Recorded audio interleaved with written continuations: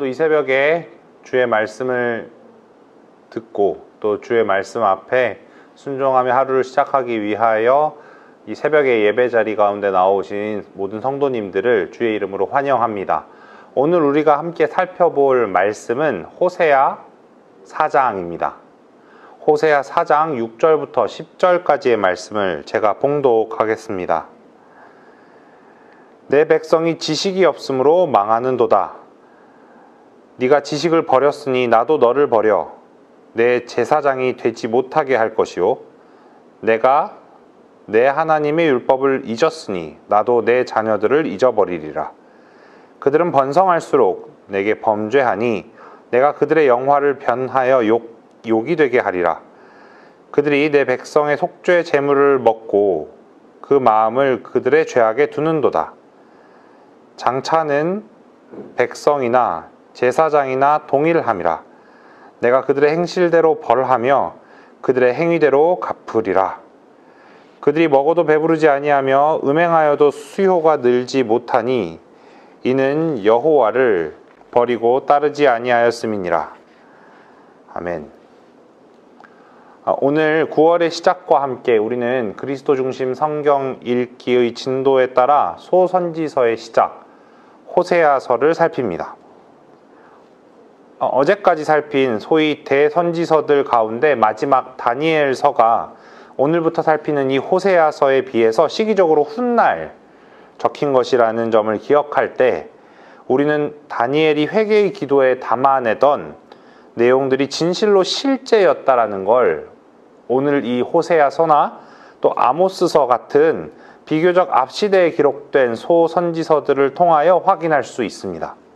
그리고 그 내용들을 세세하고도 선명하게, 그러한 지적거리들을 세세하고도 선명하게 그렇게 말씀하시는 하나님을 대면하게 됩니다. 그 중에서도 여러분들과 제가 호세아 선지자라는 이름을 떠올릴 때면 가장 잘 알고 있는 이 선지자의 특징은 바로 삶 전체로 예언을 담아낸 자라는 사실입니다.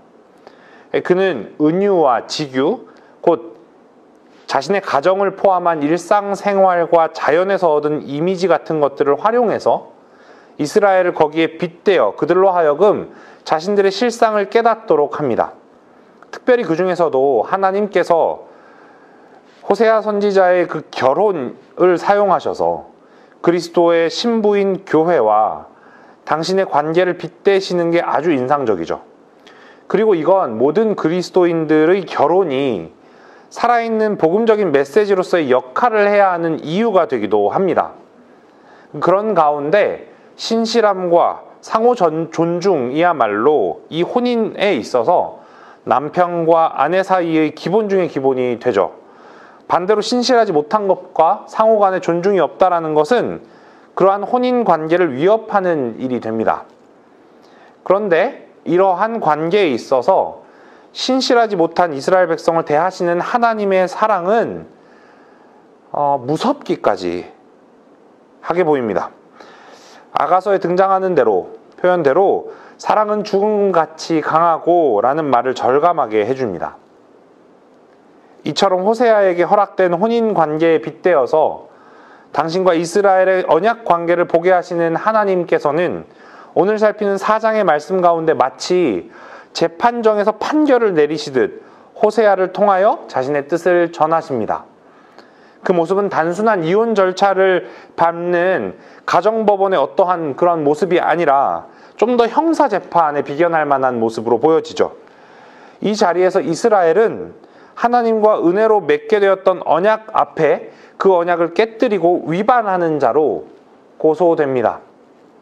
그런 가운데 오늘 읽은 말씀에서 하나님께서는 이스라엘을 버려 당신 제사장이 되지 못하게 할 것이라 말씀하십니다.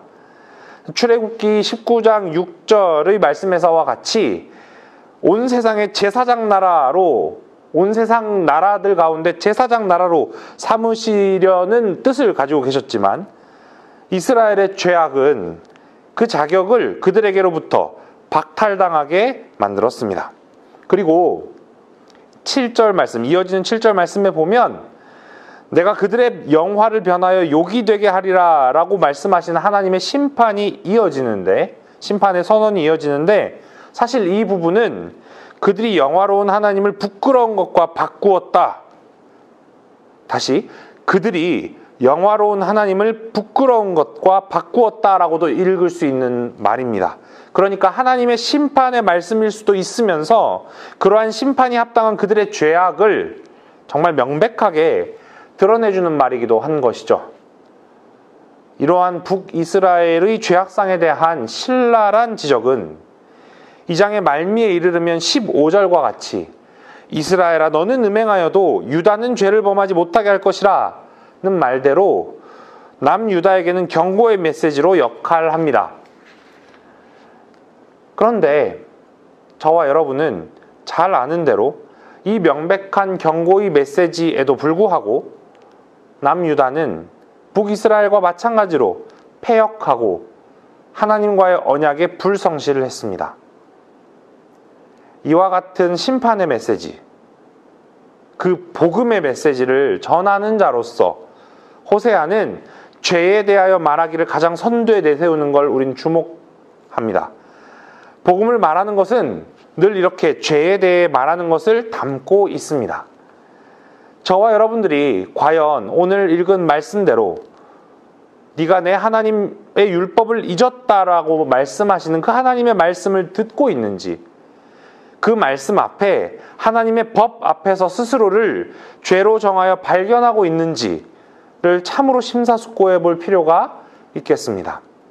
그리고 성령 하나님께서는 바로 거기로부터 당신, 그러니까 삼위일체 하나님의 은혜를 자기 택한 백성에게 허락하십니다. 오늘도 이와 같은 주의 교훈 앞에서 자신을 죄인으로 발견하고 그러한 죄인을 의인으로 삼아주시는 하나님의 은혜를 덧입어 사시는 저와 여러분 되기를 소망합니다. 함께 기도하시겠습니다. 사랑의 하나님 감사합니다. 오늘도 호세아서의 말씀을 살피며 대관절 우리에게 주어진 그 은혜의 깊이와 그 사랑이, 하나님 아버지께로부터 우리에게 주어진 그 사랑이 얼마나 우리를 떨리게 만드는 정도인지를 확인하게 됩니다. 그럼에도 불구하고 그 하나님의 사랑 앞에서 우리는 얼마나 패역하고 불성실한 존재들로 하나님의 언약 앞에 서 있었는지를, 또 서 있는지를 확인할 때 당신의 은혜가 실로 크고 또 당신의 은혜에 의지할 것 이외에 우리에게 어떠한 당위가 존재하지 않는 것을 또한 깨닫습니다. 하나님, 오늘도 주의 은혜에 기대어 당신께서 오늘 이 하루 가운데 우리를 인도해 주시기만을 바라며 이 새벽에 기도하며 주 앞에 나아가오니 바라옵건대 우리의 기도를 인도해 주시고 더 나아가서 우리의 삶 가운데 한 걸음 한 걸음을 당신의 뜻 안에서 내디딜 수 있도록 동행하여 주시옵소서. 감사하며 이 모든 말씀 예수 그리스도의 이름으로 기도합니다. 아멘. 이제 주어지는 몇 가지 기도 제목들로 함께 기도하시며 개인의 기도 제목들을 가지고 더욱 깊은 기도의 자리 가운데 나아가겠습니다.